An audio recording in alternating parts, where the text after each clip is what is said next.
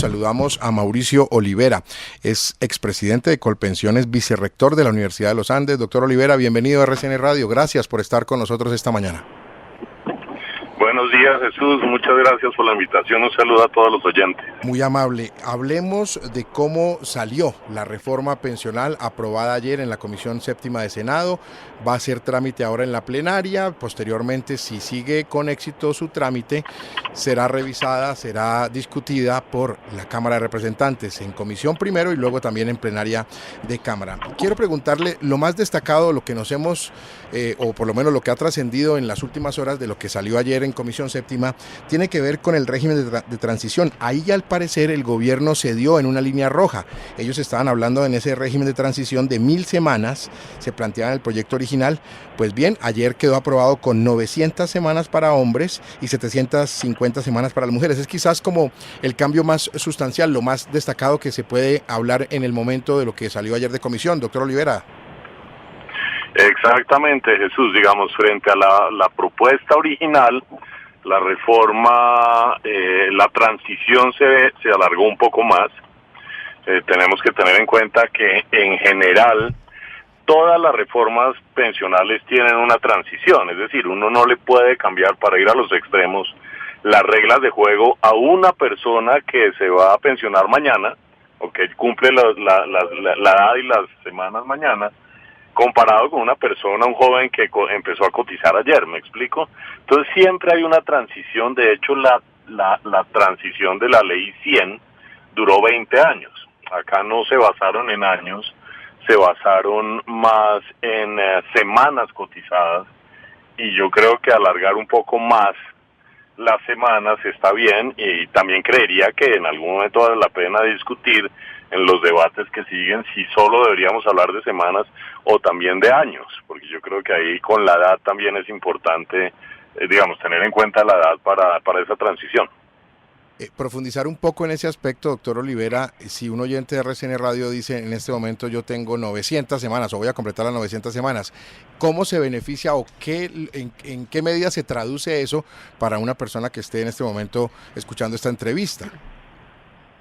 Claro que sí, digamos, lo que se hace con las transiciones es a qué personas se les cambia las reglas de juego, es decir, qué personas entrarían en el nuevo régimen, como quede el nuevo sistema pensional, y qué personas permanecen en el régimen anterior, es decir, no se les cambia nada.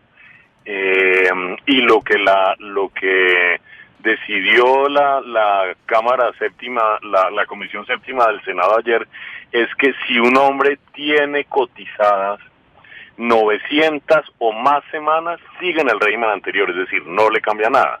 Y si una mujer tiene 750 semanas o más cotizadas, no se le cambia nada. Entonces, a este oyente que dice que tiene 900, si es un hombre en principio, o si es mujer, de todas maneras, no le cambiaría ninguna regla. Seguiría con el régimen anterior, lo que quiere decir que se pensionaría tal cual como funciona el sistema hoy. Perfecto. Eso en cuanto al régimen de transición nos queda clara y es muy oportuna esta explicación que usted nos está haciendo, doctor Olivera. Le quiero preguntar por otro artículo que estuvo bastante polémico en la discusión durante el trámite en la Comisión Séptima de Senado y tiene que ver con lo que establece para las madres trabajadoras, que podrían reducir las semanas necesarias para acceder a la pensión. Se reducirían 50 semanas por cada hijo hasta 3 hijos. Esto quedó aprobado, es el artículo 36 de la reforma, doctor Olivera. Sí, señor, digamos, lo que busca la reforma, y de hecho la Corte Constitucional tomó una decisión diferente la semana pasada, es un enfoque de género, porque sí hay brechas entre hombres y mujeres, y lo que debería ser la política pública, en este caso la política pública de pensiones, es decir, el sistema pensional, es buscar cómo cerrar esta brecha entre hombres y mujeres.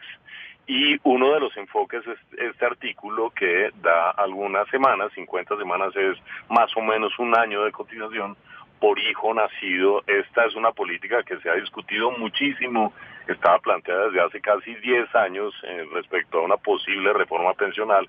Existe en otros países, por ejemplo en Chile existe este enfoque de género para las mujeres, entonces yo creo que este es un artículo bien importante.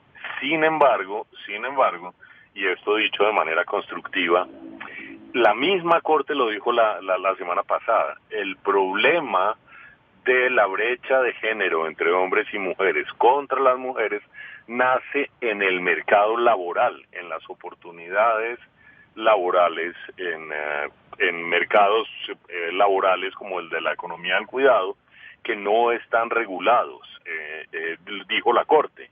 Y en ese sentido traigo esto a colación, Jesús y los oyentes, porque creo que toca profundizar más, pero esa profundización no debería hacerse tanto en el sistema pensional, debería hacerse más en el mercado laboral, es decir, en la reforma laboral. Ahí deberíamos buscar desde su origen, desde el origen del problema, cerrar estas brechas de género, y esta es una recomendación que yo haría a las dos reformas, a la pensional, pero sobre todo a la laboral. Pero entonces también hay otra arista ahí, doctor Mauricio Olivera, y es cómo se financia este proceso tras la determinación de la Claro. Corte Constitucional. Eso tiene un costo enorme y implicaría también la búsqueda de nuevos recursos para ponerla en marcha, ¿no? Claro que sí, ese me parece un punto muy relevante. De hecho, no respecto a este artículo, que como digo se ha discutido desde hace varios años ya en diferentes propuestas de reforma pensional, pero la Corte misma lo que dijo es, mire, hay una brecha de género. Esta brecha de género hay que cerrarla en el mercado laboral, porque ahí es donde nace el problema. Somos conscientes, dijo la misma Corte Constitucional, el magistrado Juan Carlos Cortés dijo, somos conscientes que reducir las semanas va a generar un costo fiscal.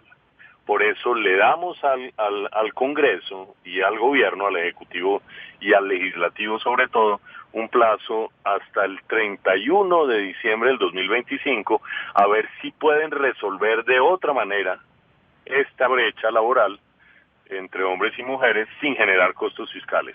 Si de aquí al 31 de diciembre de 2025 no lo hacen, lo que va a pasar desde el 1 de enero es que las mujeres van a tener que cotizar 50 semanas menos. Y de ahí en adelante 25 cada año hasta llegar a las 1000 semanas. Entonces la misma Corte Constitucional es consciente de este costo y por eso da un plazo y dice resuélvanlo de otra manera. Sí. Doctor Olivera, otro tema fundamental en la reforma pensional y del cual ya se está hablando mucho y sería también válida su opinión y su claridad para los oyentes, es el tema de los pilares, el sistema de pilares, es la estructura que tiene la reforma pensional y ahí, en este tema de los pilares, queda establecido el tope de 3 salarios como techo para las cotizaciones que deben ir a Colpensiones. ¿Cómo podemos explicarle esto a los oyentes, por favor? Exactamente, Jesús. Digamos, los pilares, el sistema de pilares es el sistema que existe en la mayoría de países del mundo. En la mayoría de países del mundo el sistema pensional empezó con un régimen como el de Colpensiones, es decir, esto se llama en el mundo un régimen de reparto, donde lo que se cotiza hoy se usa para pagar las pensiones de los pensionados hoy. Por eso es un régimen de reparto, porque se reparte la plata de los cotizantes en los pensionados.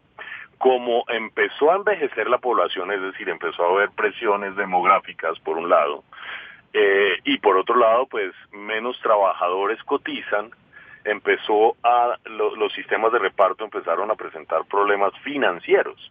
Y por eso en la mayoría de países del mundo se crearon los fondos de capitalización individual, como acá son los fondos privados, para complementar la pensión del sistema de reparto. Y estos son los pilares, un pilar de reparto como Colpensiones, el otro pilar de ahorro individual como la complementariedad con los fondos privados. Existe en la mayoría de países del mundo. En Colombia nosotros somos un caso muy extraño, en donde existen los dos regímenes, pero no se complementan como es en los pilares, sino que compiten entre sí. Entonces, en ese sentido, una reforma de pilares, creo yo, es la adecuada, y de hecho llevamos 20 años hablando de una reforma de pilares. La pregunta, obviamente, Jesús, como la está planteando muy bien, la pregunta clave ahí es ¿cuánto va a Colpensiones y cuánto va a los fondos privados? La propuesta del gobierno es 3 salarios mínimos. Cuando yo estaba en el gobierno hace 10 años, viceministro de Empleo y Pensiones, propusimos un salario mínimo. Consideramos que un salario mínimo es mucho mejor porque genera menos presión fiscal, menos gasto público y crea una mezcla importante entre lo que hace el Estado Colpensiones y lo que hace el mercado de los fondos privados.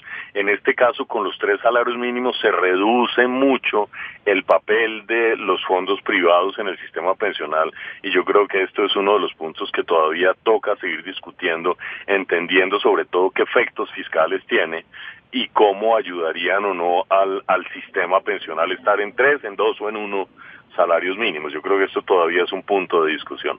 Y con lo que está sobre la mesa y aprobado hasta el momento, y escuchándolo con detenimiento, doctor Olivera, ¿usted ve que empiezan a languidecer y por qué no a agonizar estos fondos privados de pensiones? No necesariamente, digamos, lo que pasa es que la mayoría de trabajadores en Colombia gana 3 salarios mínimos o menos, el 80-85% de los trabajadores formales ganan 3 salarios mínimos o menos, entonces queda un mercado muy pequeño para los fondos privados, pero no quiere decir necesariamente que se vayan a marchitar, pero su participación sí es más pequeña y yo creo que esto toca revisarlo esencialmente por los efectos sobre fiscales que tiene sobre las finanzas públicas y además en este caso tenemos que recordar siempre que una reforma pensional no se hace cada 4, cada 5 años, cada 10 años, una reforma pensional se hace cada 20, cada 30 años. Y en ese sentido, pues tenemos que pensar en las finanzas públicas, no solo las que nos afectan a nosotros, sino también a nuestros hijos y a nuestros nietos. Sí, señor. Es Mauricio Olivera, expresidente de Colpensiones, vicerrector de la Universidad de los Andes. Gracias por estos minutos con la audiencia de RCN Radio. Sin lugar a dudas, creo que vamos a tener que llamarlo con frecuencia, doctor Olivera, porque se nos viene el debate en plenaria y posteriormente en Cámara. Así que seguiremos teniendo sus opiniones aquí en RCN Radio. Muchas gracias. Muchas gracias por la invitación, Jesús, y un saludo a los oyentes. 8:24, Rafael, sobre lo que nos acaba de decir y explicar el doctor Mauricio Olivera. Muy importante, yo quiero hacer un aporte adicional y es que hay un elemento que me parece clave sobre el cual no se está debatiendo y es que son cada vez menos los jóvenes en el país y por tanto son cada vez menos los nuevos aportantes a las pensiones y yo creo que ese elemento debería considerarse en forma seria. Al mismo tiempo hay un envejecimiento general de la población, es decir, vamos a tener más gente pensionándose y menos gente aportando. Miren los datos del DANE porque creo que son muy significativos. En 1982, hace 41 años, los jóvenes entre 15 y 24 años representaban el 22.5% de la población total.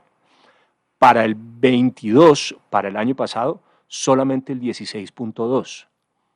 6 puntos menos, algo más, 6.3 menos. Yo creo que ese es un elemento muy importante en esta discusión. Miren lo que pasa entre las personas entre 60 y 69 años. Para el año 82 eran el 3.4% de la población. Para el año 22 ya eran el 8%, 5 puntos más. Bajan los jóvenes, aumentan los mayores de edad. Y si ustedes hacen el ejercicio para abajo, es decir, en los jóvenes menores de 15 años, encuentran la misma realidad. La pirámide, que era lo que teníamos para el año 1982, o sea, mucha gente joven y disminuyendo en tamaño poblacional en la medida en que se hacían más adultos, en que se hacían mayores, hoy ya no es así. Hoy tenemos una figura que se parece como a la cúpula de una iglesia, donde en la punta sí, claro, hay menos que abajo, pero el grueso de los ciudadanos están comprendidos entre los 25 y los 40 años. Debajo de 25 años disminuye de manera muy importante el número de ciudadanos. Creo que si esas consideraciones no se hacen, cualquier reforma a las pensiones va a quedar coja y vamos a encontrarnos en una realidad terrible, que es que va a haber mucha gente en edad de pensionarse y muy pocos aportantes. No sé de dónde vamos a cubrir ese déficit tal y como está. Sí, sin lugar a dudas, Juan Manuel, vamos a tener que hablar de este tema de la reforma pensional las próximas semanas. Yo creo que aquí la gran pregunta, lo hemos venido expresando, es el tema del tiempo. Sí. No sé si las extras le den para que salga en Cámara. Es una de las grandes incógnitas, dependerá también de la manera como se mueva el gobierno, ¿verdad? Que el ministro del Interior mueva sus fichas y seguramente muchos funcionarios. Vamos a ver cómo reaccionan los partidos. En el Partido Liberal hay una duda sobre cómo actuar en este momento, si como partido independiente o como coalición de gobierno. En fin, todo va a depender de cómo políticamente se vayan dando las cosas y cómo se mueva el gobierno. Vlado, para cerrar el tema de la pensional. Sí, no, yo nada más una observación, y es que yo creo que teniendo en cuenta que somos un país, bueno, en general el mundo, que envejece más por todas las trampas que le hacemos hoy en día al deterioro de la gente, al mejoramiento de la salud y eso, la longevidad es un problema. La longevidad que inicialmente era un beneficio, ahora es un problema. ¿Por qué? Porque como decía Rafael, hay menos jóvenes por un lado y los viejos vamos a ser más viejos. Y entonces la edad de jubilación en Colombia es relativamente baja comparada con otros países desarrollados. Si uno mira nada más 2 ejemplos, en Alemania la edad de jubilación es de 65 años para hombres y mujeres. En Estados Unidos es de 62 años parcial para una pensión parcial y de 67 años si se quiere tener una pensión full. Entonces yo creo que, y nosotros estamos ahí entre el tema de los 62 y los 60 años y además bajándoles a las mujeres que con los hijos, que no sé qué tal.